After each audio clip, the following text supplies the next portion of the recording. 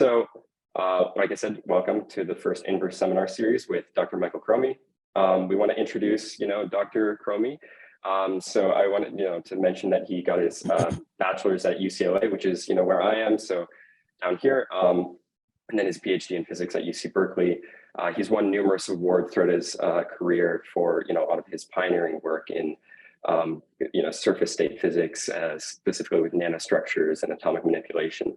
And so a lot of his work is, very much of interest to this kind of GNR Qubit MURI group. And so we wanted to highlight several papers that we found very interesting, not all of them related to graphene nanoribbon specifically, but, papers that we felt kind of represented Dr. Crommie's work and would be of interest to our audience.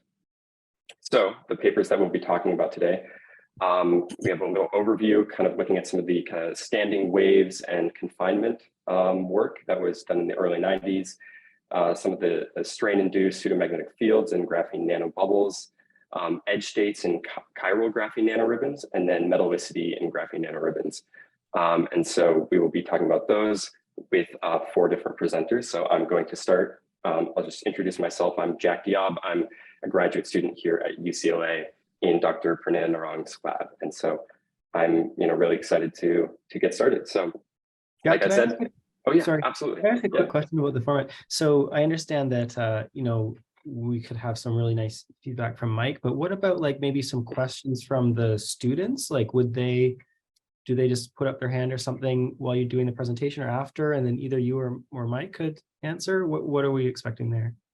Yeah, so that's a great question. So I think if you wouldn't mind unmuting and kind of asking the question, that's more than welcome during the talk, or especially after each of the kind of sections where we talk about the papers. You guys are welcome to just kind of unmute and ask your question. If there's more than one, then I'll kind of go to maybe hands or something like that. But yeah, the students are absolutely welcome to ask questions, and you can direct them to Dr. Crommie or me or whoever, and so we'll kind of get to those. But yeah, that's a great question, because I think questions are the main point of what we're doing.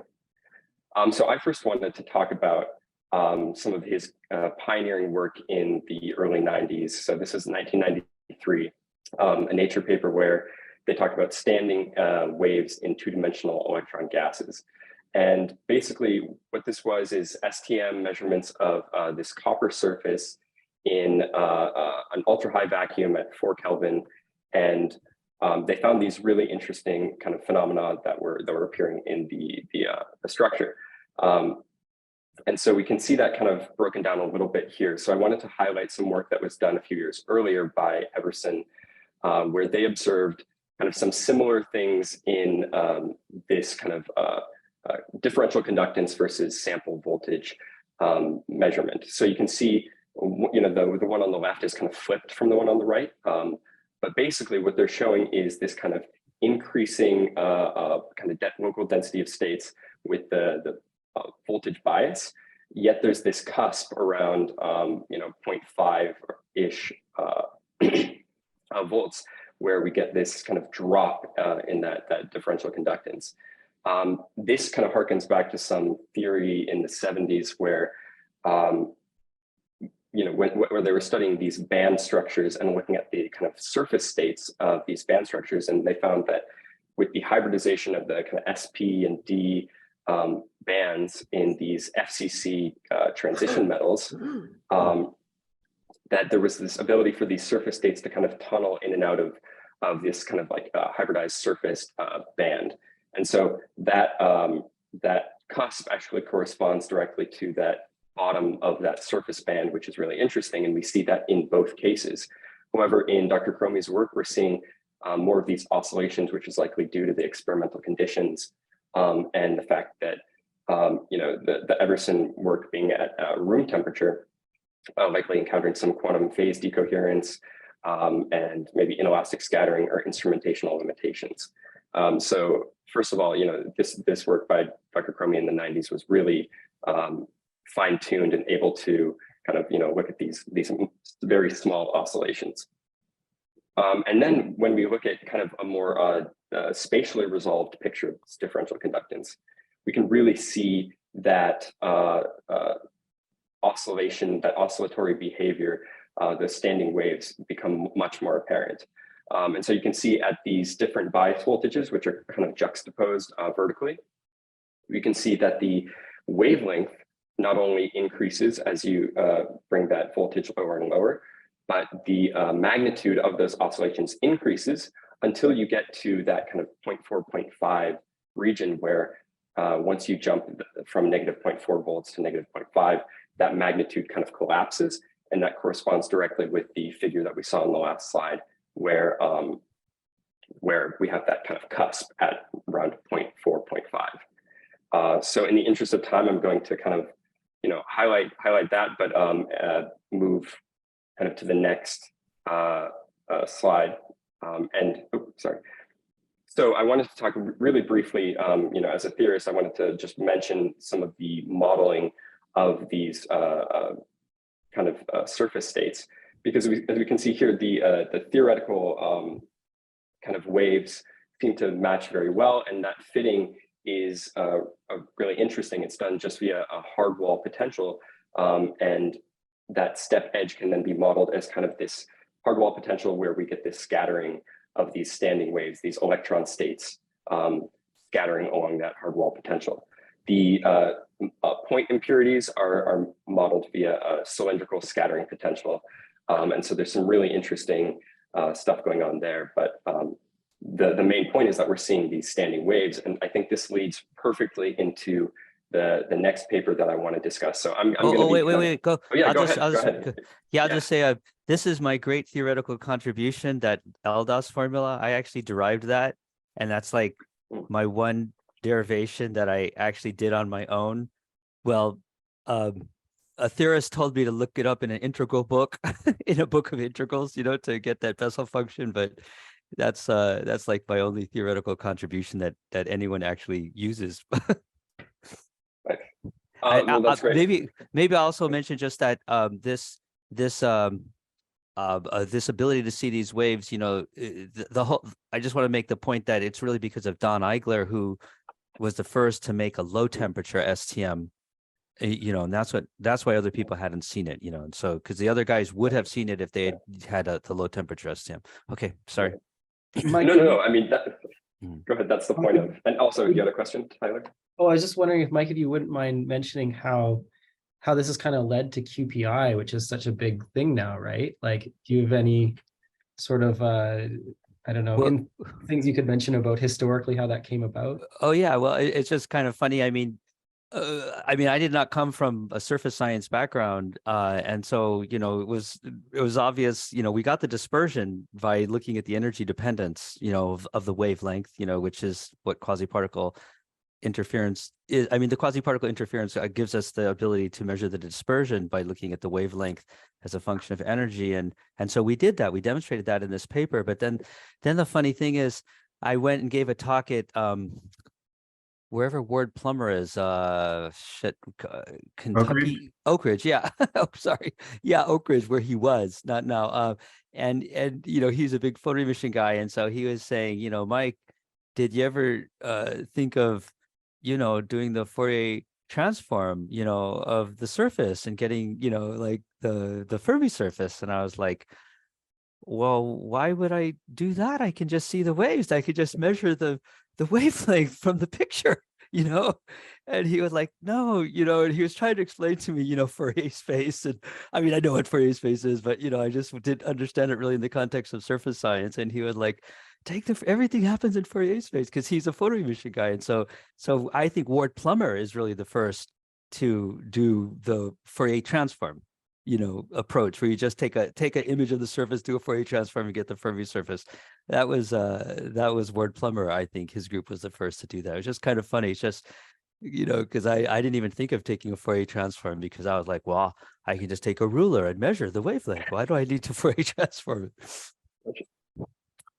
But this was the first experiment looking at surface waves of electrons, right? Yeah, this was yeah, and we totally measured the dispersion, and yes, that's correct.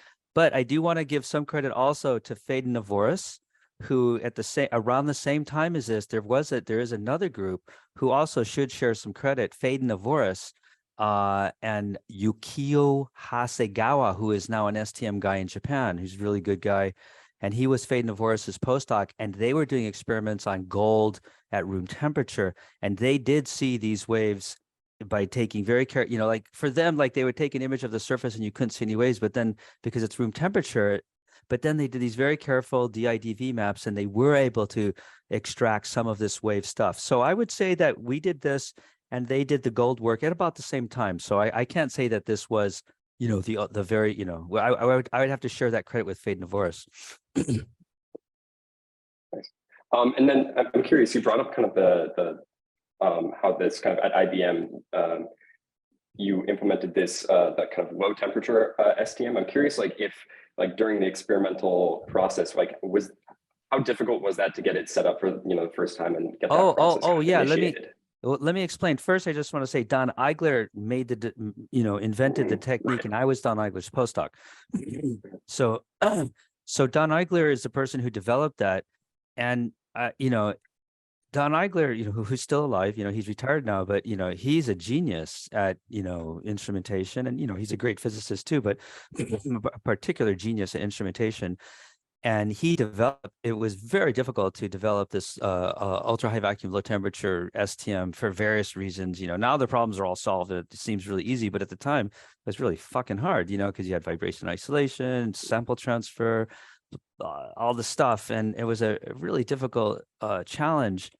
And he is the one who solved all those problems. And it took him a hell of a long time. I mean, he was a postdoc at Bell Labs.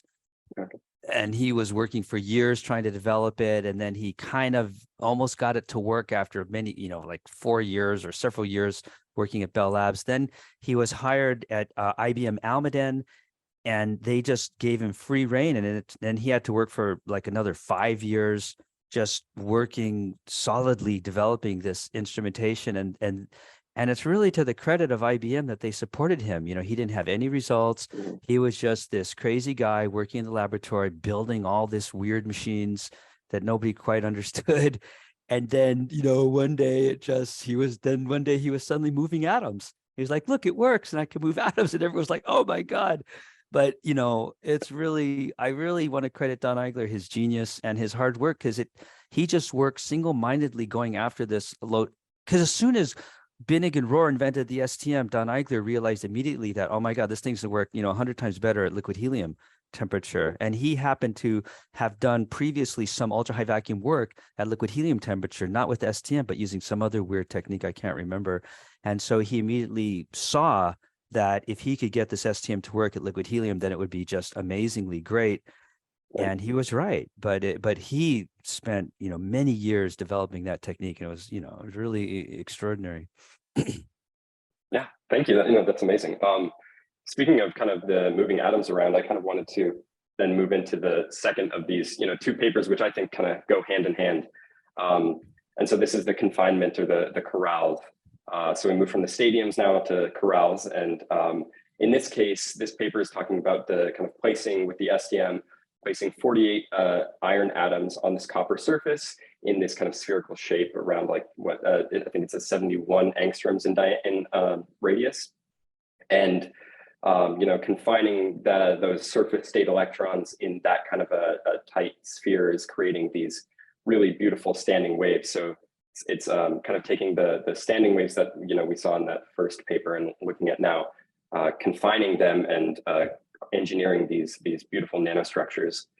So like we can see in figure, you know, 1A and 2, we're seeing this kind of, you know, beautiful structure with these standing waves that are interfering and making this great pattern.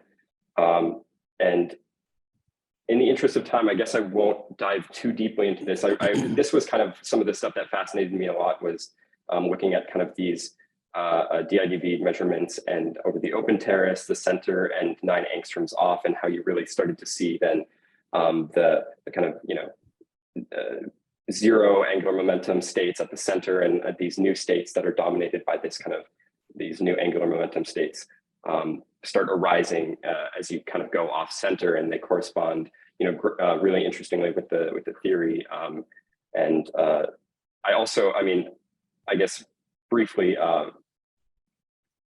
was just, curious about the whole, like, you said that there was this complication with the like minute required for taking the measurement, and how, like you said, what is it, roughly 20% of the border atoms would kind of move during that time. I was wondering, how did you first like kind of see that, and what kind of complications did that put into the getting the results? And then again, if anybody else has any other questions, feel free to jump in. But I was just curious about that specifically. You mean the movement of the atoms? Yeah, so maybe if you could explain that a little bit. I know. Yeah. It's just funny because I totally don't remember that. That's so fast one of the details. I just totally don't remember. But I do remember that we sometimes could make the atoms move, with the current from the STM tip. But the degree to which that affected these measurements, I don't remember that too well. I don't think it was a huge big problem for us. But I do remember that was a phenomena that I thought at the time was very interesting, and I was, that actually got me interested in electromigration, and this idea of like, wow, what is the current actually doing on the surface, and how is it interacting with surface objects and pushing them, and what is the mechanism of electromigration, which is the movement of small objects under the influence of an electrical current, and that's something I'm still working on. I'm actually working on that even today using graphene. But at the time, we never were able to delve too deeply in that. And I know that, under some circumstances, we were able to take really nice data without the atoms moving too much. So I don't think that was really one of the big problems. I think for us, the bigger problem was this idea that we really wanted sharper line widths. Look at these line widths, they're pretty broad. And we were really hoping, and that's because of the confinement, the electrons can't stay confined for very long. And the electrons, if the electrons were really confined, those would be very sharp peaks, but instead we get these pretty broad peaks. They definitely are showing this particle in a box behavior very clearly, very nicely. And I think that's kind of extraordinary because after some, some significant analysis that really was performed by Eric Heller of Harvard, we realized that the electrons really, if you can sort of think of it, in this way, they're only really doing like one bounce, like they're just moving and they're like bouncing, just one traversal of the object before the electrons, they go across the object, bounce, come back, and then boom, they're gone. So just, one bounce and interfering with themselves. They're not really bouncing multiple times. They're escaping because the surface state is so strongly coupled to the bulk three-dimensional electrons.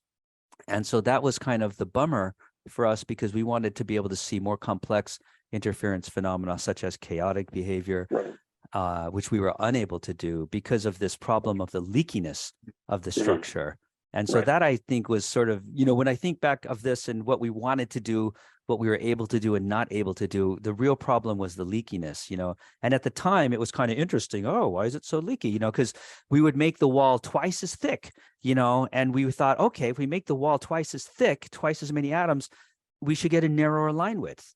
But it did not narrow up. And so it's very frustrating. We were like making all these really thick walls for our structures and the line width just stayed broad. And then Eric Heller, with the help of Eric Heller, we realized that what was happening is that the atoms themselves were coupling because the two-dimensional surface state electrons are orthogonal to the bulk states. They don't couple to the bulk states, but when you put the atom there, that couples them to the bulk. So the naive picture is that the electron is going, it's hitting one of the boundary atoms, and then it's reflecting into the bulk. So no matter how thick we make the walls, we can't really increase the lifetime, unfortunately. So, Mike, I think that may actually brings kind of interesting modern experiments into complete 2D versions, right? Say, if you just do similar thing in the graphene or something like the 2D system, you may actually you don't have to worry about this leakiness to the bulk state anymore, right? Have you considered doing those kind of experiments in the 2D? Well, there's this guy named Philip Kim who realized that there's this Klein tunneling in graphene, right? That completely screws it up. Okay, so the but it's the bilayer, right? If you have a bilayer, then you're good, right? Yeah. And so And so, yes, we definitely have been thinking about that. And I would say, to be quite honest, the person who has done the best job of exploring that is Jairo Velasco, who's now at Santa Cruz. And he has recently been publishing some papers where he is making these little stadiums, quantum dots, and he's doing it with bilayers.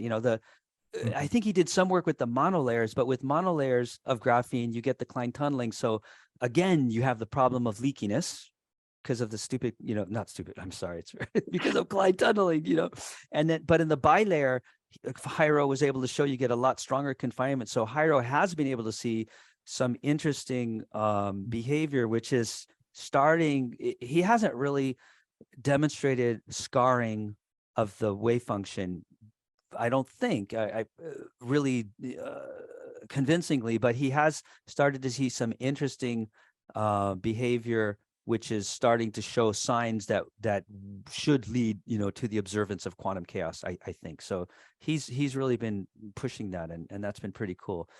And I just want to say the person who really came up with that idea too of using this technique to look at quantum chaos is Mark Sherwin.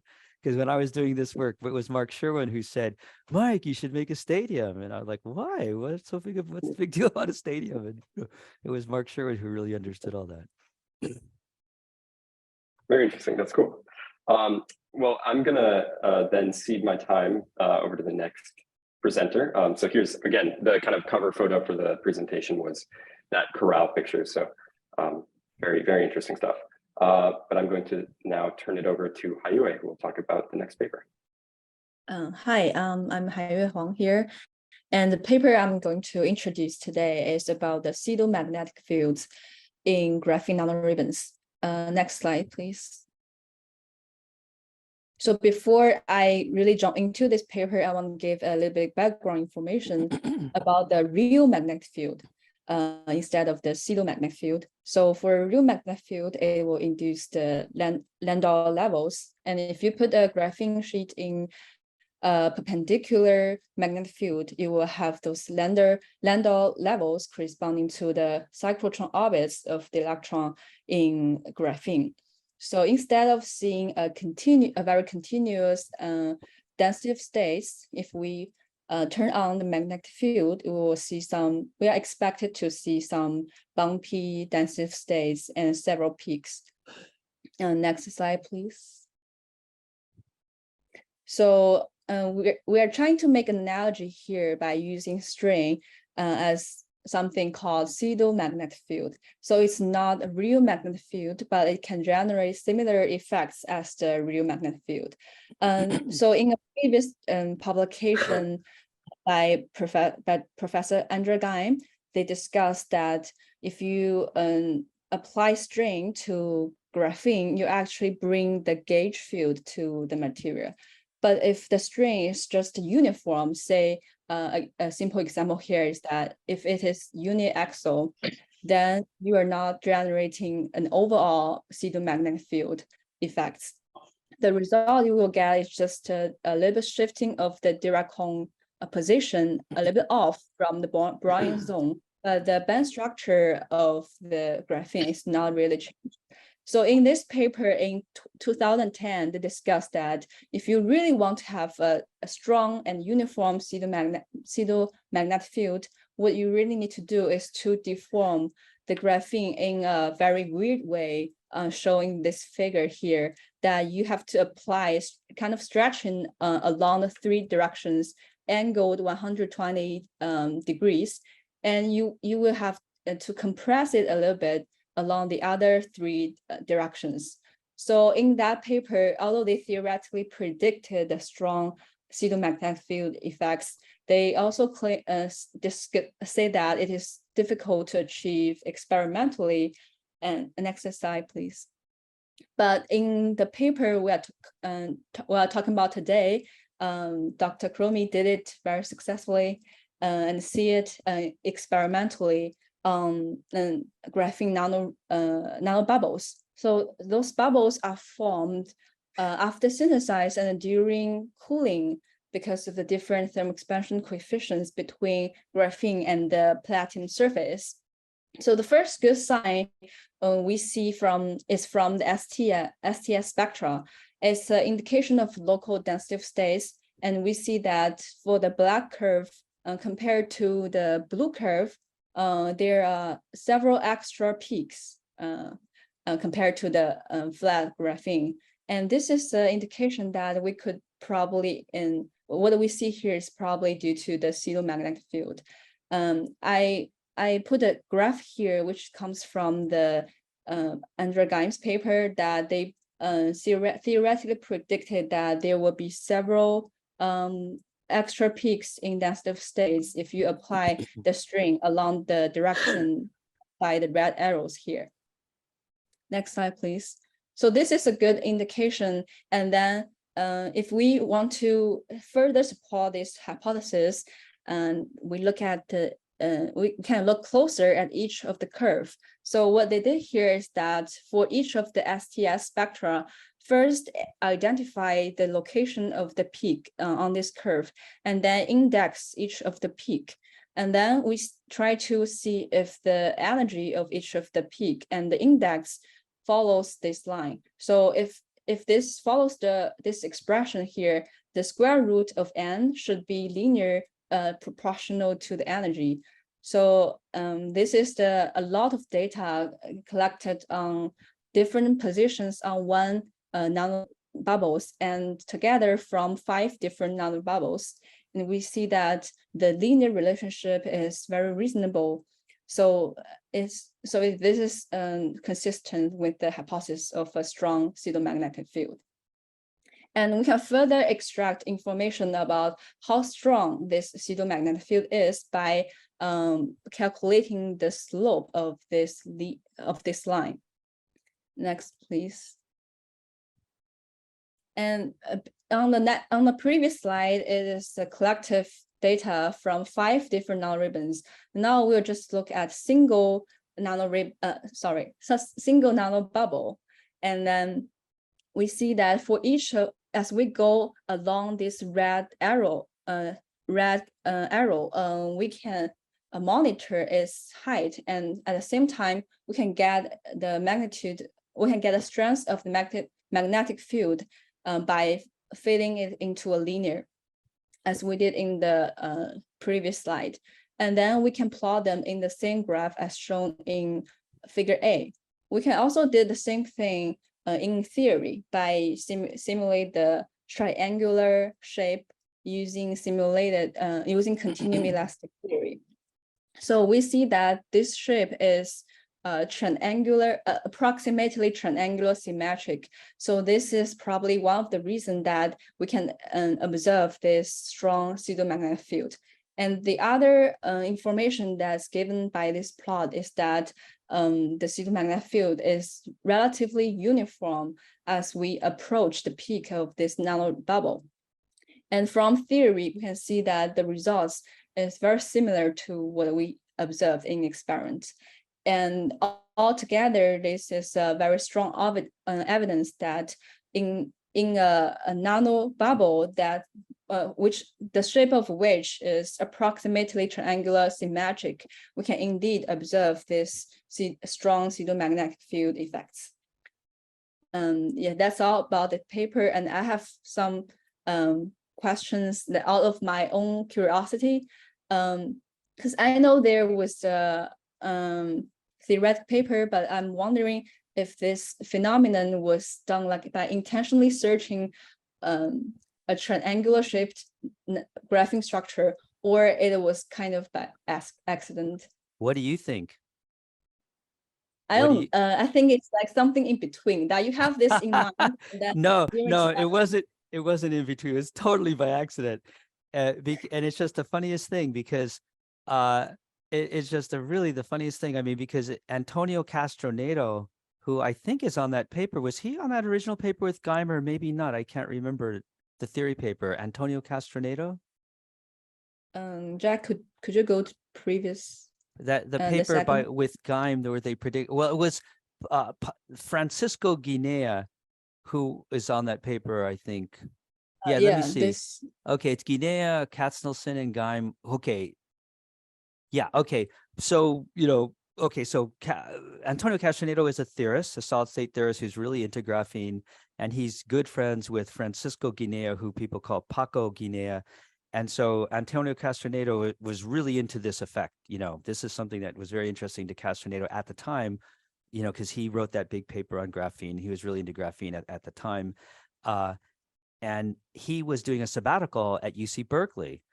And we just happened to be growing graphene on platinum for some other reason that, to be quite honest, I can't even remember why we were doing it, but we were growing, for some reason, we were growing graphene on platinum. And when you grow graphene on platinum, the growth you do at very hot temperatures. And so you grow the film at hot temperatures, but then as it cools down, everything just kind of, shrinks. And so then, you get strain and, differential thermal contraction. So you get these weird bubbles and stuff. And so my students happened to be doing spectroscopy on the graphene, trying to see what's the electronic structure. And they did the bubbles, and they were seeing these weird peaks in the spectroscopy on the bubbles. And Antonio Castanedo just happened to be doing sabbatical at Berkeley, and he was in my office, and me and Antonio were just talking, we were just chatting about, whatever. And then my student came in and they were saying, Mike, look at this weird, keep seeing these weird peaks, in the data. Every time we go on one of these bubbles, we see these weird peaks. And I was like, wow, okay, maybe it's a quantum confinement effect. I don't know. I had no idea what it was. But then Castanedo just happened to be in my office, and he was like, Mike, I think that this is the pseudo-magnetic field. And I was like, what pseudo-magnetic field? I was like, what are you talking about? And then Antonio Castanedo said, Mike, you should really check, and he basically, pointed us in the right direction. And so, I mean, it was just completely fortuitous. So it's just the funniest damn thing. And then, he sort of helped us out a lot in understanding what's going on. And then Francisco Guinea, got involved, and they did the continuum modeling of the strain to really, to sort of see if the numbers could actually work out. And they did quite nicely. I will have to admit, there's something about this project, which there was a certain disappointment for me, just our lack of ability to control, these bubbles.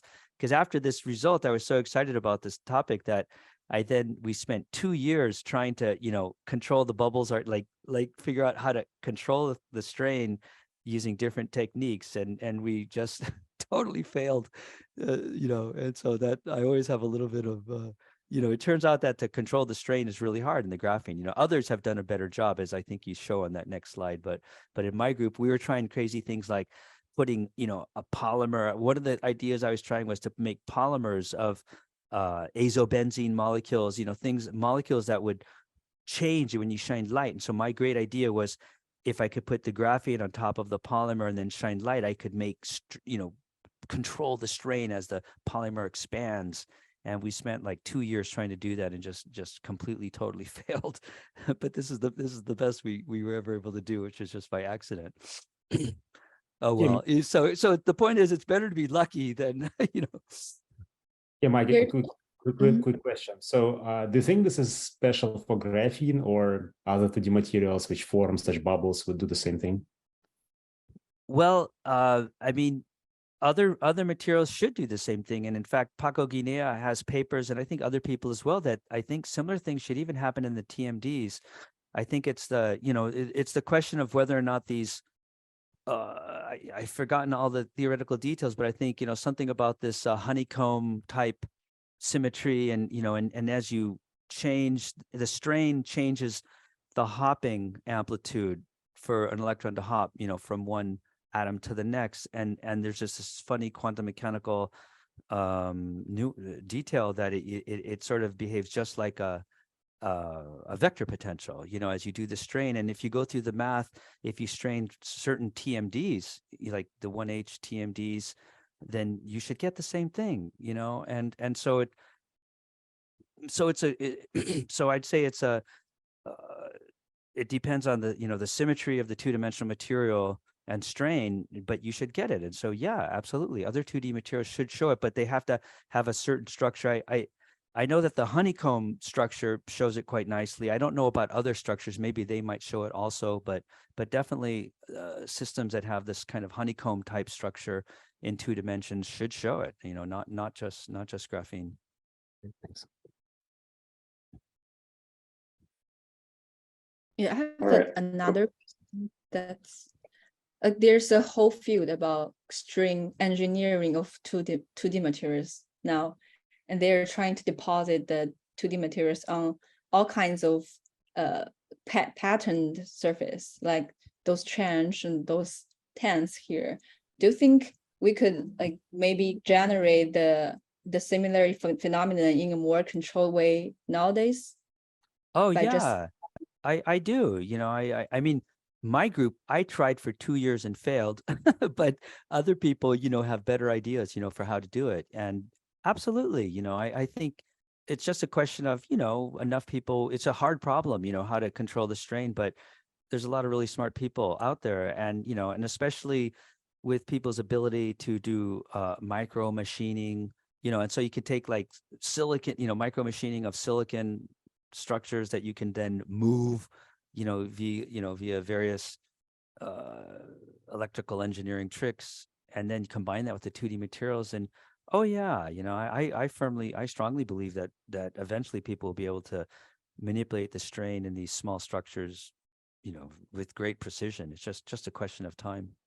I mean, they're already showing, you know, lots of progress over the last 10, 15 years.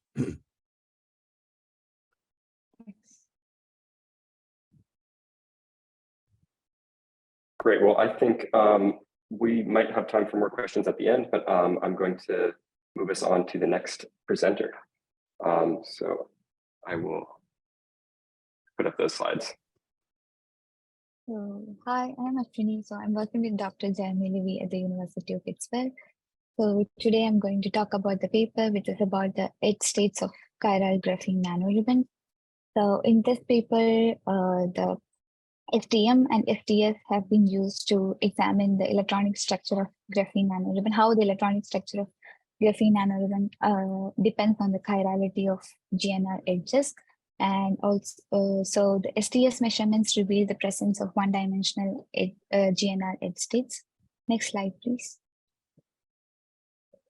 So the chiral graphene nanoribbons have both zigzag and armchair segments at their edge.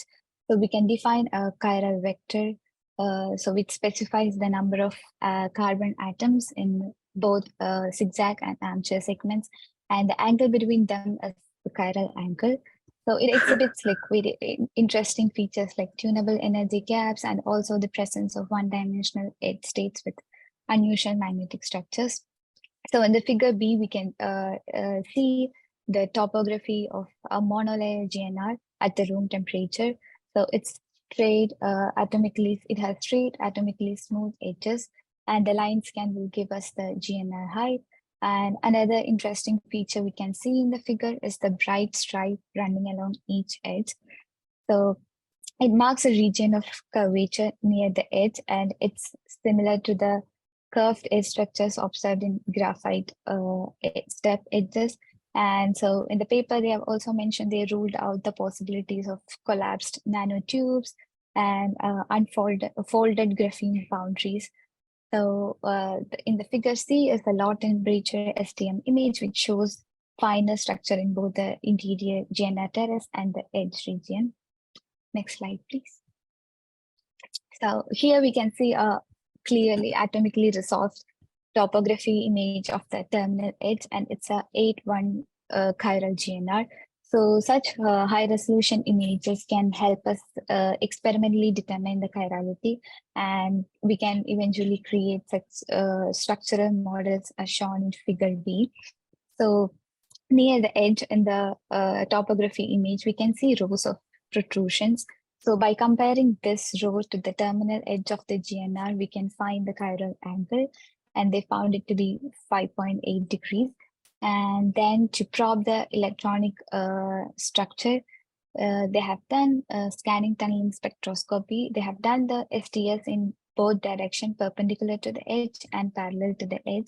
So as we can see, there is a change in the edge spectra in both directions. So there is a broad gap-like feature having an energy width of approximately 130 MeV. But the dominant interesting feature is the two peaks that arise within the elastic tunneling region close to the edge. They are asymmetric in intensity, and it's also not centered around zero voltage. And their intensity grows as we move to the edge. And as you can see in the figure D, the spectra changes. Spectra also changes in the direction parallel to the edge. Next slide, please. So they have, from the previous SDS data, they have done some Lorentzian fits and find the edge state peaks, and then plotted the spatial dependence. So in the direction perpendicular to the GNR edge, the spatial dependence shows an exponential behavior, and whereas in the direction perpendicular to the GNR edge, it oscillates with an amplitude of approximately 20 angstrom, which is close to the 21 angstrom periodicity of 8.1 chiral GNR. And this oscillation seems to arise from the kinks in the GN zigzag edges. And in the figure C is the gap dependence with the width for different GNRs with different chirality, and they found a clear inverse correlation with GNR width. So the spectroscopic features correspond closely to the spatial and energy dependence predictor for one-dimensional spin polarized edge states coupled across the width of a chiral GNR. And next slide, please. Next slide, please. Yeah, I'm just curious. Tyler, you had a question. I wanted to just pause. Yeah, maybe it would just be a quick one. So we were talking in the beginning about these standing waves, and there was a paper from Pascal for the 7A GNRs where they looked at an oscillation of the DIDV density along the ribbon, sort of close to an end, and use the Fourier transform of that, then to try to get the one-dimensional band structure out. And so I wondered how we should think about these oscillations. Is it more to do with the structure of the ribbon, or if it's close to the edge, can you get like a dispersion out of it as well, or?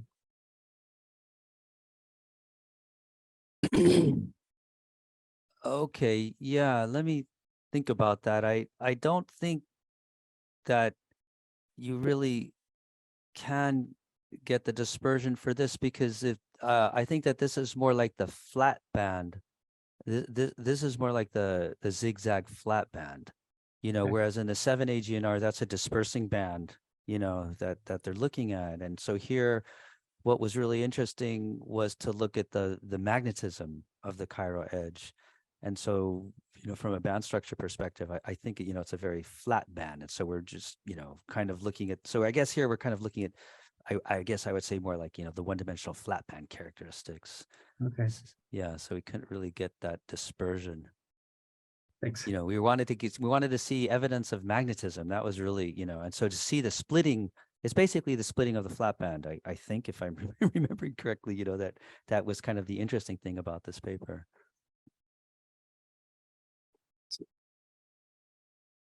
So to compare the experimental data, they have done some theoretical calculation based on this Hubbard model Hamiltonian. So they have done calculation for two cases. For first one, when U is equal to 0, which means there is no electron-electron interactions giving rise to magnetic correlations. And then when U is equal to 0.5 times T, where T is the Hoping integral. Next slide, please. So here in the band structure, the blue curves represent the U is equal to 0 case. As we can see, when at 0 energy, it's just a flat band, and that's not what we observed experimentally. And the red curves is for the calculations when U is equal to 0.5 times D, and we can see the splitting of the single band at E is equal to 0 for U is equal to 0 case. So that is what we observed experimentally, the splitting of peaks.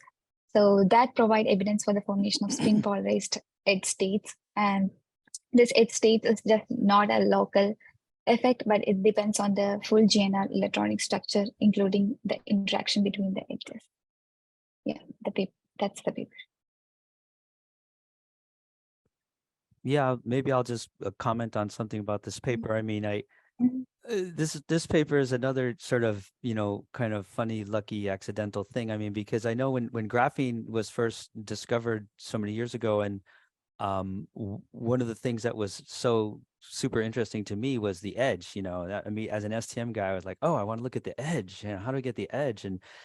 And then, like the guys like Philip Kim, who was, in the pioneers of graphene, they were making nanoribbons with photolithography, but the edges were very rough. And so that kind of made it very difficult to test certain predictions. So we were like, really, we wanted to get nice edges, but we couldn't. And we spent like years looking at different systems, and we never could get nice edges. And we were trying to look at chemically exfoliated nanoribbons, and it was all just garbage. We spent years looking at different systems. It was always garbage. We never got a good edge. But then finally, Huang Dai, he did this unzipping, this chemical unzipping of the nanoribbons, and we dropped them onto the gold from solution phase, and it was just like a miracle. We got these beautiful nanoribbons, and it just surprised the hell out of us. It's the first time that we had ever seen a nice edge, and so that was really exciting. And so we did this physics, and, I was really excited about this. And this paper, we did this paper, which I think is really nice. And, the physics is really, really lovely. But then the problem is that as we tried to go further with this, the problem is that we could not control the chirality, with because these edges, these nanoribbons are coming from nanotubes, and you cannot control the width and chirality of the nanotube. So as we made more samples trying to go further with this physics, there was just so much heterogeneity in the nanoribbons that came out of this that it was really hard, it was just really hard to do really careful reproducible work, because every nanoribbon was, they were all different from each other, just really hard to kind of go further.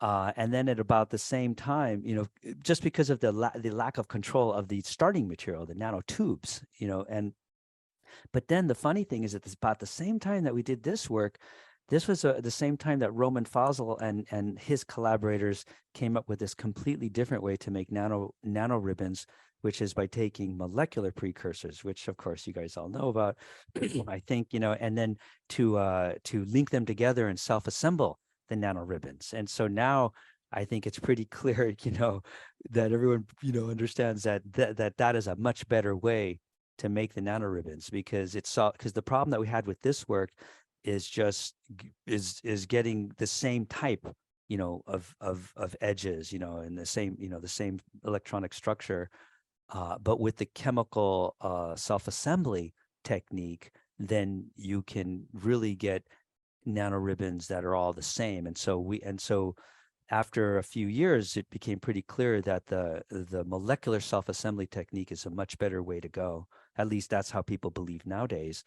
And so we abandoned this technique because it allowed us to get at this really nice edge physics, but it was kind of sort of a dead end in the sense that we couldn't control it well enough. And so now we abandoned this technique, and we sort of started using the same technique that was just invented by Roman Fasel and Klaus Mühlen, which now allows people to make these kinds of structures, these same kinds of edge structures, but with perfect reproducibility, because the molecular starting material is all the same.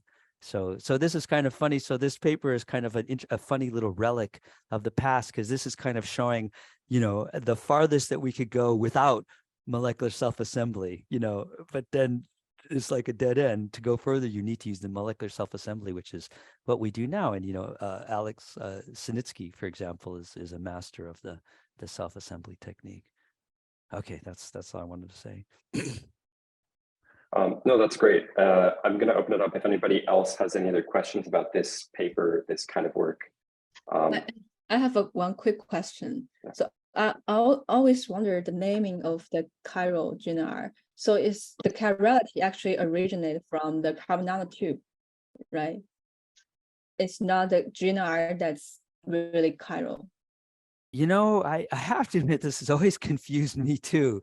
Like, where's the chirality? I know that, it all started with nanotubes, because nanotubes were already quite mature before this nanoribbon stuff. And,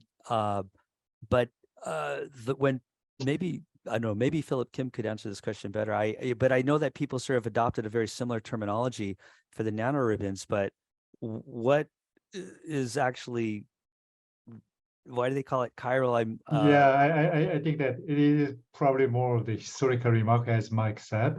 It's coming from the nanotubes, and originally there are people just think that there's the achiral nanotube, chiral nanotube. Achiral nanotube is armchair nanotube, for example, or that completely zigzag nanotube, something like that, say 90 or something like this, is often called the achiral nanotube. And chiral nanotube is anything in between. I think that was a historical term. I don't think it has a kind of really deeper meaning.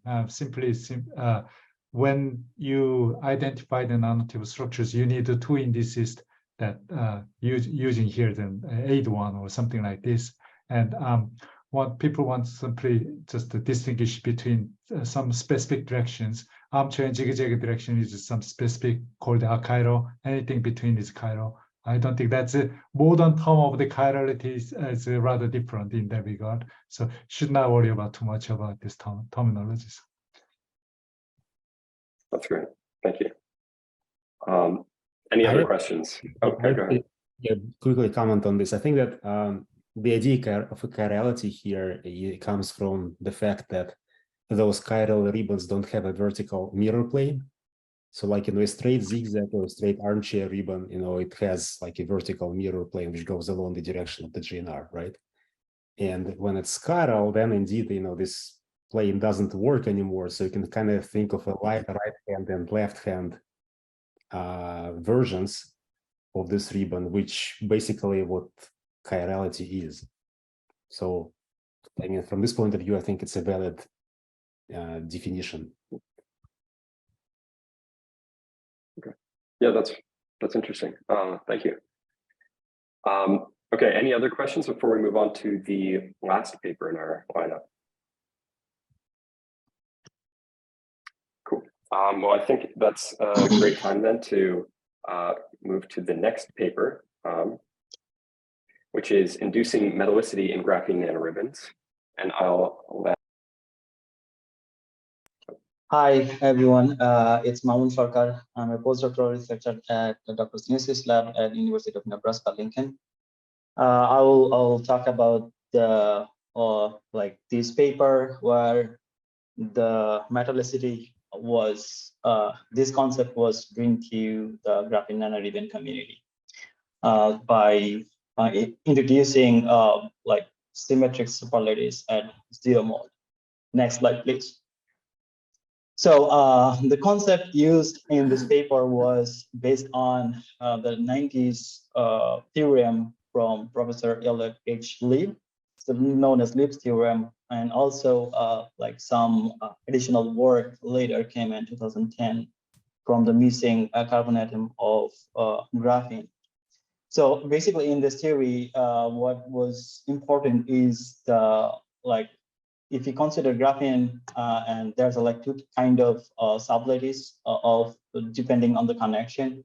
So if you see this example of the graphene structure, so red is one type of sublattice and blue is another type of sublattice. So if there's imbalance, if the total count of the blue and red, and then the imbalance, the surplus of the carbon atoms, eigenenergy is located at the E equal to 0, which create the 0 modes. And this 0 modes energy dispersion is can be calculated in the SSH model using these equations where T1, T2 is depending on the hopping parameter in the sublattice sublattice mode, 0 mode.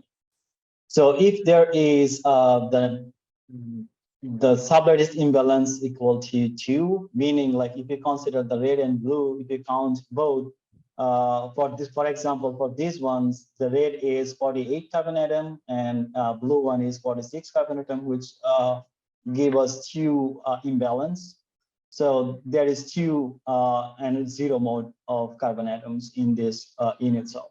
So when there's this 2 imbalance is 2 and there's hopping parameter T1 to T2 in this mode is equal, then the total energy according to this equation is 0, meaning it behaves as a metal, which was really interesting. And if you can go to next slide. So based, like there's a previous slide. Yeah. So based on this idea, they came up with the molecular precursor design with extra like methyl group, like extra carbon in the unit. And while they coupled to make polymer and polymer to GNR at 300 degrees Celsius, there's a like sublattice imbalance in the unit cell. So in one unit cell, there's like two net like imbalanced superlattice, like sublattice, and there's like external. And after like when they did at 300 degrees Celsius annealing, they see this like GNR form with there's a like zigzag edge at the like armchair edge of the GNR due to the extension of the metal ring, and there's a like cove edge created due to this extra panel ring. And they used to increase the annealing temperature to 350, where there's a like new bond connected at this cove edge to make the 5-member ring, and changes the sublattice like symmetry. And it from the like a high resolution bond result STM and STM, you can see the exact structure that was predicted, like in principle. This shows point you have like 5-member form, you don't see this blob. So this blob actually white blob came from the like repulsive hydrogen at the edge of this cove region. So since there's a like carbon-carbon bond formation and really like release of hydrogen, so there's no blob here.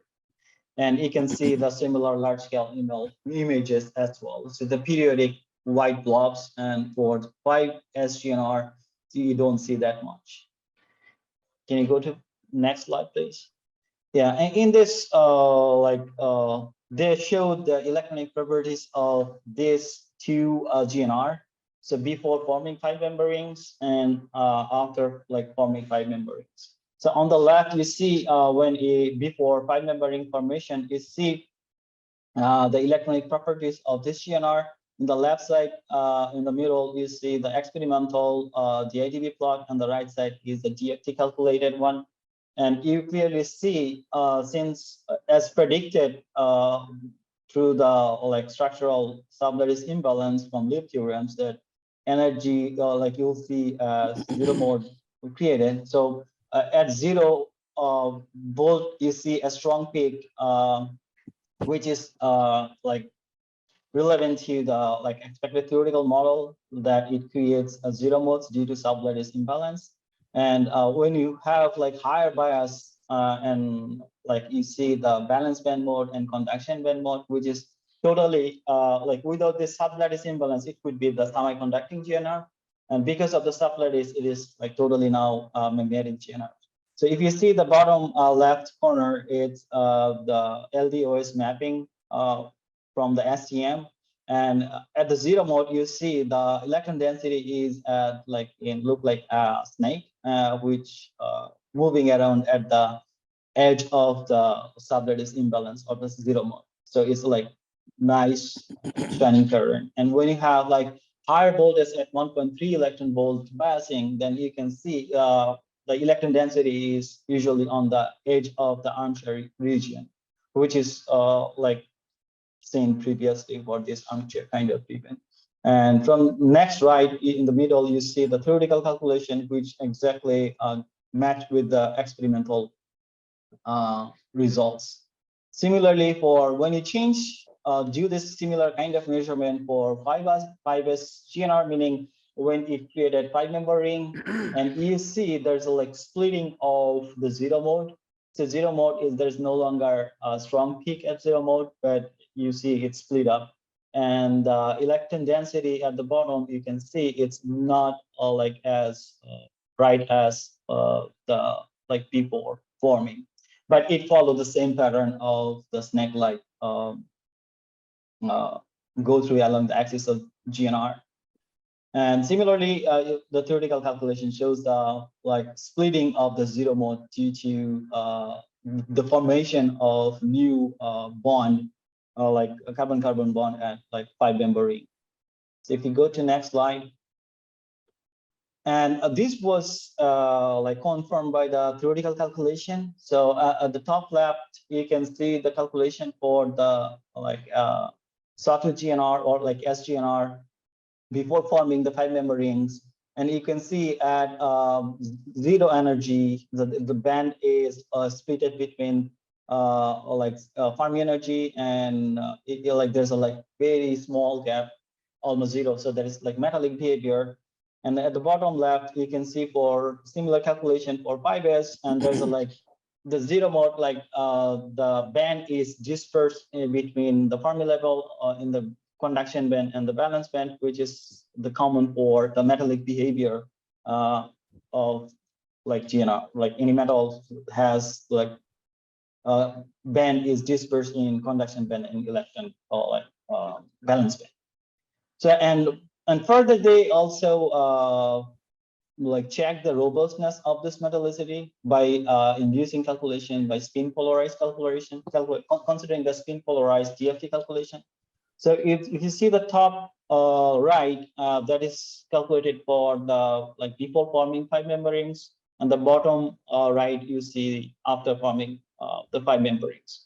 So what is important here is that when you do the spin polarized calculation, you can see there's a gap opening at the zero mode, and when you consider there's a effect of the doping and the substrate. So it was, if you see the top right corner, so there's when you do the calculation considering this doping and substrate, so this gap state is disappeared. So which means there's a ferromagnetic transition in this GNR. So it's logically you can say the metallic GNR. But if you see the bottom right corner, so there is no effect on the doping or the substrate. So there's no change in the states of the band state in spin polarized calculation. So which is which you can probably guess that the bottom GNR is more robust than the top one. So the reason is the change of the structural differences between these two GNR. If you go to next slide. So they explained the reason for this variation of electronic properties between these two GNRs based on these calculations. So it depends, there's a parameter they use, the hopping parameter. So when if you consider a graphene lattice with nearest neighbor and second nearest neighbor, the effective hopping when you do before forming the 5-member ring GNR, if you see the top left, bottom left corner, so you see the hopping parameter is almost proportional to the second nearest neighbor, because the electron state density state is localized at the alternating similar sublattice. So there's a gap between the density. There's one neighbor gap. So this is second nearest neighbor. And if you see the the left bottom left image for 5s GNR, it is disrupted when it forms 5-member rings. The bipedal lattice is symmetry is broken due to the carbon-carbon bond formation, and the hopping parameter is almost proportional to the nearest neighbor, not the second nearest neighbor. So which creates so due to this 5-member ring formation, it changes the structural parameter and also the electronic properties, which is also further can be noticed in further if you see the right side images where calculation is done on the isolated zero mode GNR, SGNR, and or before forming 5-member ring and after 5-member ring GNRs, and you can clearly see the polarization difference between these two GNR. So actually, this is really interesting, and like nice way to like think in chemical design. And like my question with to Mike is like, what was the thought process when you work on this GNR? Like, I mean, did you think like do the theoretical calculation first to observe this hypothesis, and then do the chemical design and all the measurements, or what was like that? Okay, yeah. I really this is this is one of my favorite papers. I mean, it goes way back. I mean, you know, because Chagan Bhattar, you know, really who is a program manager, you know, who really helped fund this field and make all this bottom-up nanoribbon stuff. He fostered it by funding, you know, different groups to explore this, and Chagan would force us every year to have like a big conference, and everybody would come and talk about nanoribbons. And it was really a lot of fun, and many of the people in the audience, I think, went to these things. And Roman Fasel, who's kind of, you know, the father of, you know, Roman Fasel and Klaus Mühlen, you know, the father of this bottom-up nanoribbon technique. You know, I just remember at one of these conferences, I was sitting there with Roman Fasel and we were chatting, and I was just really confused, like, can you have a metallic nanoribbon? You know, because people never talked about metallic nanoribbon. Like, you know, Stephen Louis wrote with Marvin Cohen wrote this very famous paper that armchair and zigzag nanoribbons should both be metallic, even though at the tight binding level, zigzag nanoribbons should be metallic, but at the DFT level, they're semiconductors. And so there was a lot of people thought that you could never have a metallic nanoribbon because there would always be something would happen. It would become magnetic, or you'd have a charge density wave, or, you know, so to me, at least, I was personally very confused. Like, can you have a metallic nanoribbon? And even in principle, and I thought I was like really dumb for not knowing the answer. But then I was talking to Roman Fasel, and I said, Roman, you know, I don't really understand. Can you have a metallic nanoribbon? And Roman, you know, thought about it. He said, you know, Mike, I don't know, you know.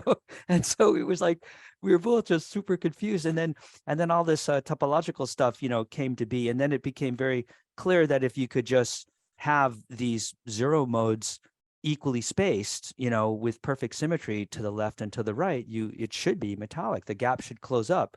But even if the gap closes up, you might ask, okay, well, could there be some other transition, structural transition, or some other physics that will interaction-based physics that will open up a gap? And so we really very much wanted to make a nanoribbon that had this symmetric electronic structure, meaning these zero modes that look the same as you move to the left and to the right with this perfect hopping symmetry. And so that was our goal, was to make a nanoribbon that had that symmetry. And so one day we realized that this, we call this the sawtooth nanoribbon because it looks like a sawtooth. And we realized, oh, you know, the sawtooth should have the symmetry. And so, you know, we went about, you know, making this sawtooth, you know, in collaboration with Felix Fischer. And so that was sort of our thought process, okay, was to, you know, make a ribbon that had this symmetric zero mode structure, and this sawtooth could give it to you. Of course, it's there's issues, you know, because it's not, you know, it's non-regio regular, you know, so we have some real serious issues with this nanoribbon. But without getting into those details, it did work. You know, we got this beautiful symmetric structure that then did have this sort of metallic kind of behavior. But then there was this other issue where we would see these, you know, we would see these different types of nanoribbons, you know, the ones with the big white bumps and the ones that were really flat. And it took us a while to kind of figure out what was going on.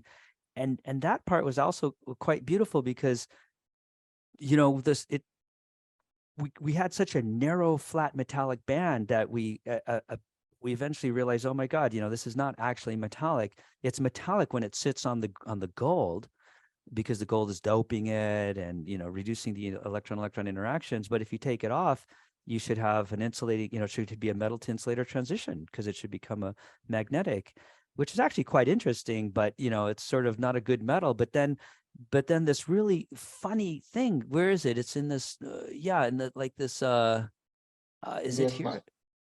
if it's here in this picture, like, you close up the little chemical bond. I don't know. Oh yeah, on the low, maybe the lower right-hand side, you can see that the little chemical bond is closed up. Basically, the zero modes are sublattice polarized. And because of the which you sort of described, because of this sublattice polarization, you get a very narrow band because you can only get second nearest neighbor hopping. And so these perfect, zero modes are sublattice polarized. And that means that typically you can only get second nearest neighbor hopping because you can't go to the next neighbor because there's no wave function amplitude on the nearest neighbor for a bipartite lattice. And that's kind of a problem because that means that your metals are always going to be very shitty because they're going to be very narrow band. But then if you break the sublattice symmetry, if you break the bipartite symmetry by causing the same sublattice to bond together, then that completely changes the electronic structure. So for me, that was actually the most interesting part of this work, is the fact that by simply doing a teeny tiny break of the sublattice symmetry, this one chemical bond, like you can see it in these images, the lower right, like you see these two on the lower right, at the far lower right. Actually, maybe I can even do it. I can do my annotating. Yeah. Yeah, good. That'd be great. Let me draw like right here. See there? That chemical bond is not formed, but now it is. So for me, this is the most interesting part of this whole paper, is that on this one right here, where I drew an arrow, I don't know if you can see the arrow, that chemical bond is not formed. And so this one on the left has sublattice, beautiful bipartite sublattice symmetry, which means that for electrons to hop through the zero modes is really hard. You only get second nearest neighbor hopping. So you get a really shitty metal. But now if you close that one bond here, and now I draw another arrow, then you break the sublattice symmetry, and just that one chemical bond just completely changes the total electronic structure. Now the bandwidth has changed by like a factor of 20. That one bond changes the bandwidth by a factor of 20 because that one bond breaks the sublattice symmetry. So now you no longer have bipartite symmetry. And so now there's wave function amplitude on both sublattices. So now an electron can move so much easier because it can hop to the nearest neighbor instead of the next nearest neighbor. And so for me, that was really the amazing thing, because if you look at this unit cell on the left, there's like, I don't know how many atoms there are. There's like, 120 atoms or something. I don't know, maybe not that many, but on the order of 100 atoms, whereas on the, and you're just changing one chemical bond for 100 atoms in the unit cell, and you're changing the bandwidth by a factor of 20. So that's really kind of extraordinary. And so I really like that. And another thing that is really kind of cool about this is, suppose you don't break that sublattice, so that I think is kind of interesting, that we can change the metallicity so dramatically with just one chemical bond. It's kind of extraordinary by breaking the sublattice symmetry. But then another thing that I really like about this is if you don't break the sublattice symmetry and you still have the narrow band nanoribbon, why don't you maybe you could go back a few slides. Let's look at the narrow band one. Even go back. Yeah, to this. No, yeah, right there. Yeah. Okay, great. And so now you can see this right here. So you can see this narrow band. I'm circling it. It's so narrow. And so, that's really kind of cool too, because, it's like, if you look at like, for example, if you think of, one of the exciting directions of solid state physics these days is, people talk about the MURI structure, and the more, if you can make these MURI structures with graphene and TMD materials, then you can change the lattice constant. You can get very narrow bands. And then when you put the Fermi energy into the narrow band, you get all this interesting electron-electron interaction effects. You can get a mod insulator, or you can get something that looks like a mod insulator, or, there's all kinds of interesting behavior that can occur. And so what's interesting to me is that we should be able to get the same kind of behavior in graphene nanoribbons, because in graphene nanoribbons, we can engineer the structure to give us these very flat bands. As you can see, it's right there, a super flat band, that peaky structure at zero. And so to me, one of the most interesting things is if we could get this nanoribbon onto a substrate that allows us to gate the nanoribbon, if we could then gate the Fermi energy into that band, then I believe, it should be kind of interesting. Interesting behavior should occur. So the reason I mention this is because this is a topic that right now is of great current interest to me. Like, one of my goals is to be able to get these nanoribbons onto a substrate that we can gate. So we can gate the Fermi level into these flat bands and actually see these electron, the effects of these electron-electron interactions, and splitting and ferromagnetic transitions, and the Luttinger liquid behavior. All of this, should occur. But the problem, as you guys all know, is getting these nanoribbons onto clean substrates that allow you to perform gate tunable field effect transistor measurements is very difficult. And so that's a huge challenge. That's still one of the big open challenges, in this field. And so that's definitely a challenge that is one of my favorite problems, and so I'm hoping that by the time I retire, like in 10 years from now, I definitely want to, this is like one of the experiments I want to do, before Come I on, Mike, you're not going to retire.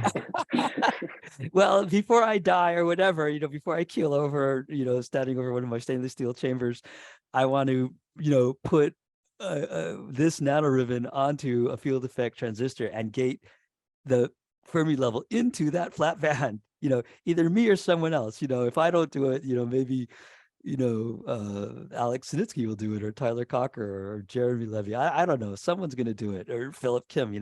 We got to get these stupid nanoribbons onto a clean substrate, make it clean, and gate the Fermi level into these, flat bands. I just think that would be really fun and interesting, and I would love to do that. So that's one of my big goals. Mike, could I ask you a question related to that? So in the picture here, the DIDV, you've got that peak really looks to be at 0. And so, if I'm thinking about like molecules or something, you put a molecule on a surface, and I think of the HOMO and LUMO position, like moving around relative to the Fermi level based on what the work function of the substrate is, right? So it's kind of, okay, it could be here, it could be here. Yet this guy is right in the middle already. So then I wondered, like, okay, it's somehow coupled to the substrate, I guess, that forces it to be at 0. And so would it work to gate it? Like, if you put it on something else, would that peak just move to wherever the Fermi level is of the new substrate, or?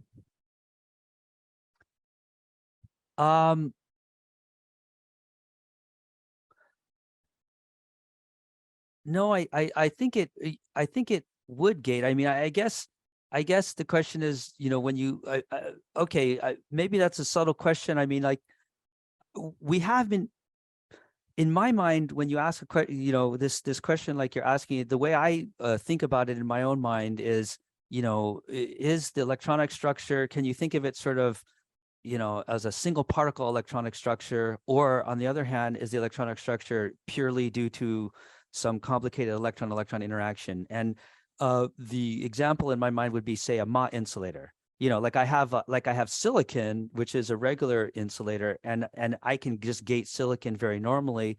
But if I then have a Mott insulator, and you talk about gating, when you gate a semiconductor, you're moving the Fermi energy smoothly through either the conduction band edge as you go up or the valence band edge as you go down, and you can do this very smooth gating.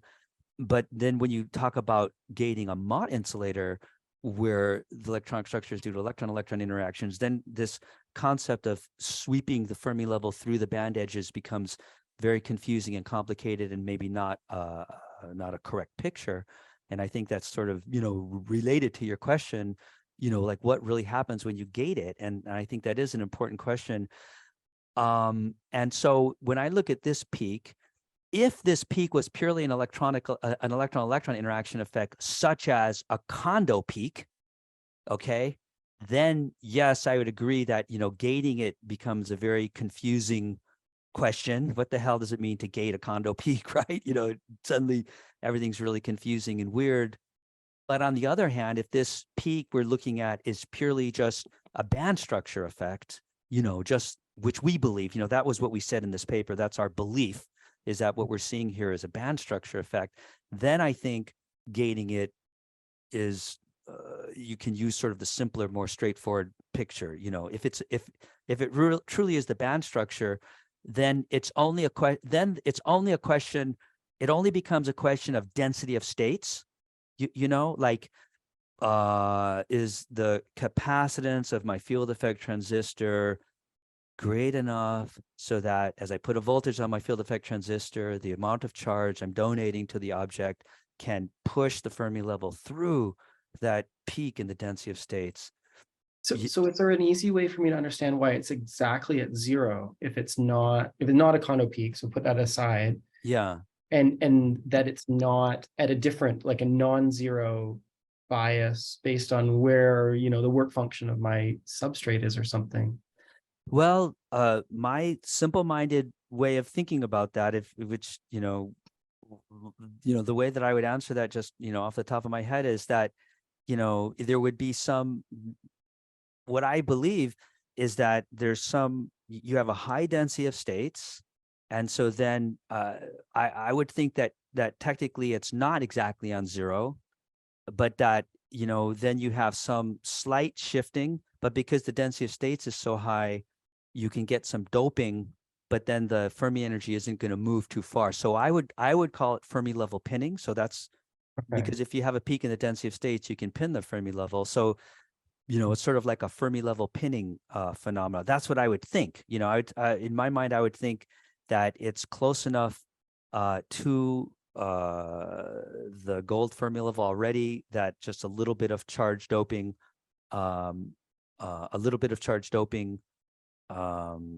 causes, you know, then charges it up and then pins the Fermi level. But on the other hand, you know, an alternative explanation would be that this is, say, a Kondo peak. You know, that would be like an alternative, you know, explanation. But in either case, I think the interesting thing, in either case, you know, regardless of the answer to that question, the interesting thing to do is to gate it, right? You know, whether it's Kondo or narrowband, you know, and to get it onto a substrate and just gate it and see, because right now the physics of that narrow peak, I think the other one, once we close that bond and widen the band, I feel like that physics is kind of simpler and more straightforward, because then, you know, there's no question of any many-body physics. But for this one on the left, I think the interesting thing to do would be to get it off of that gold substrate and, you know, onto, say, you know, a TMD substrate or a graphene substrate and gate it and then see what happens. That's what I would really love to do. I think we have time for like one or two more, maybe like quick questions. So I see that we have Alex Dinsky, who has their hand up, and then. Yeah, hey, Mike. So thanks for the great explanations. They actually clarified a lot for me. I had a couple of questions. One was about this Kondo peak, and I think you kind of answered it already, because in this other ribbon, which we're working on right now, we're actually currently interpreting this peak as a Kondo peak. At least that was my kind of, you know, like an understanding. And could you comment on whether this ribbon is like conceptually different from that like chevron-based QGNR, or essentially what we see for this ribbon should be the same for that other ribbon? Because I understand we are also making this like zigzag region, and we are creating an electron like, you know, like sublattice imbalance, right? And that is basically this, like, it makes this radical state in this zigzag position, which causes a Kondo effect with the gold substrate, right? Well, so, I mean, but for the other ribbon that we're studying, I think that there is sort of there's no periodicity, if I remember. You know, like you know, we just see the lattice is so destroyed by all of the. I mean, I guess, you know, like in the other nanoribbon, there's no because here, if this is a narrow band, then the interpretation is that it's due to the coupling of these zero modes in some kind of a lattice structure. Whereas I think in the other nanoribbon, the lattice is broken. And so, you know, it becomes very hard to have any kind of band structure interpretation, I think. But Alex, I'm sort of forgetting the details, But I would say that the answer, if there isn't a good answer to your question, sort of lies in the details, because this question of, is it a narrow band or a condo, there's almost like a smooth transition from one to the other. And it's just a question of how big is the relative hopping amplitude, between the zero modes compared to the coupling to the substrate. Yeah, but with regard to that, like if let's say we want to differentiate between the condo and the periodic hopping and such, the fact that a single unit of this ribbon also shows the zero mode peak, isn't this an evidence that it's a condo peak? Because otherwise, for a single unit, there's no periodicity, right? There's no hopping effects and such, right? Yes, that's true. But I guess that there's always this confusion, when you have two interpretations that give exactly the same answer, it's always ambiguous. You know what I'm saying? It's always ambiguous. And then you have to do another experiment, like strong magnetic field, or actually, in my mind, the other experiment that I would like to do is to remove it from the substrate, because the condo effect, of course, comes from the coupling to the substrate. So that to me, that would be the best thing. For example, well, I guess the best thing, and this is what we wanted to do, Alex, is to actually take this nanoribbon and put it onto sodium chloride. Mm-hmm. And that's something that we tried to do and failed. We were unable to do it. That would be a way to to distinguish between these two interpretations, because if you have two theories, they give identical answers. It's just hard to distinguish them. You need to do another experiment. And so, if we could put this nanoribbon here on the left onto sodium chloride, and then we could really see, if that electronic structure, by decoupling it from the substrate, that should kill the condo. And then if this peak still remains, then we know that it's a narrow band effect. But if the peak goes away, then we would know that it's more of a condo effect. So I think that we need to do additional experiments to really unambiguously distinguish between those two interpretations. Yeah, that would be fantastic. I have another quick question. So you said that this GNR kind of stemmed from those topological ideas, right? And I remember that in one of the previous MURI meetings, you had a wonderful presentation where you kind of tried to explain the Lewis paper in a simpler, intuitive terms. And we were basically showing that if you're coupling two different ribbons, you may or may not create kind of radical states at the interfaces, depending on how you cut single and double bonds, right? I think you remember. Yes, that. Of course. That was actually really great because it kind of gave an intuitive way to think about it. I know, and I never wrote that paper. Shit. No, but right. You can ask a question. Yeah, but my question is that, in a sense, that presentation kind of tied the idea of the topology to the radical states, right? And I kind of see that nowadays, there are barely any papers which refer to the that Louis PRL's paper, right? And instead, people just use the Lieb's theorem and also kind of count, the sublattice imbalance and kind of count whether they are or they are not radical states. I'm kind of confused. Basically, are these two approaches point at the same thing technically, or there's a difference? I think that they are the same thing. I think that you can make a very beautiful connection, between these different ideas. I don't want to the problem with the Steve Louis, was the first person to, think of, or him and his students and postdocs were the first people to think of topology in the context of nanoribbons, so, they really get the credit for that idea, which was done before the experiment. But it's hard, it's hard to understand. And, I think that there's, and those ideas, I think, haven't filtered strongly into the chemistry community, and that's one of the problems. And, but Stephen Louis and his guys and other people, other groups have pushed those ideas even further. So, they have very sophisticated ways of understanding the electronic structure of these nanoribbons in terms of topology, and they're beautiful and they are powerful and quite useful, but they're hard and confusing, for people not well versed and that really subtle, band structure terminology. But I think that there is a very beautiful way to connect these ideas, which is,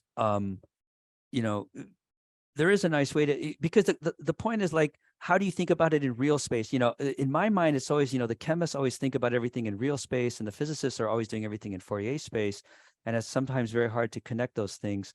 And so in my mind, a very beautiful way to connect the ideas is to use the Wannier centers, because if you take the band structure of a one-dimensional object, then the Wannier, if you do a Fourier transform of the band structure, then you go into this real space formulation and you get these Wannier centers, which is sort of telling you where the charge is located in the unit cell.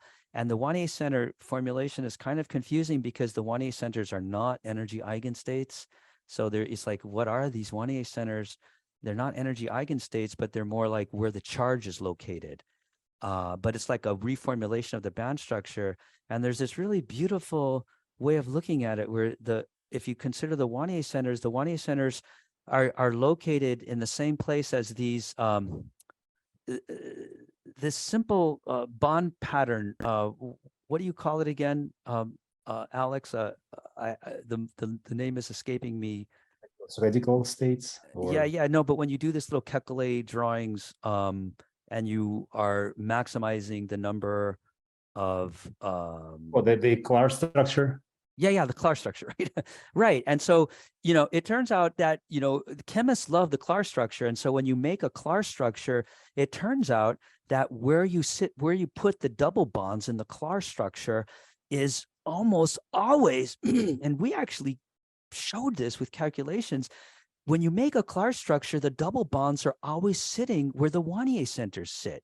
And so it turns out that there's this very beautiful connection between the very trivial Clark structure that chemists love and the Wannier centers. There's a connection, they're the same. And so in my mind, that is the key, because the location of a Wannier center is exactly equal to the Berry phase of a one-dimensional, band structure. The Wannier center expresses completely the topology. So all the topological information is in the location of the Wannier center.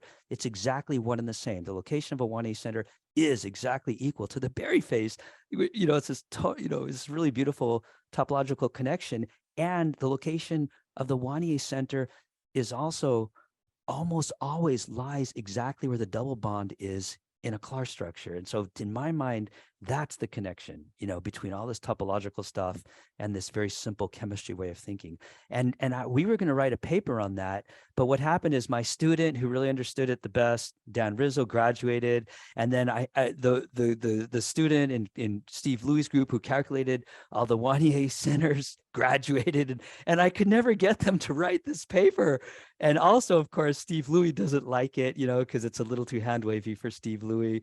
And so we never wrote that paper, really explaining that connection that I just mentioned to you. But in my mind, that is the key, because that completely connects all the fancy topology with just the simple chemistry way of thinking, Thank you. Yeah, great speaker.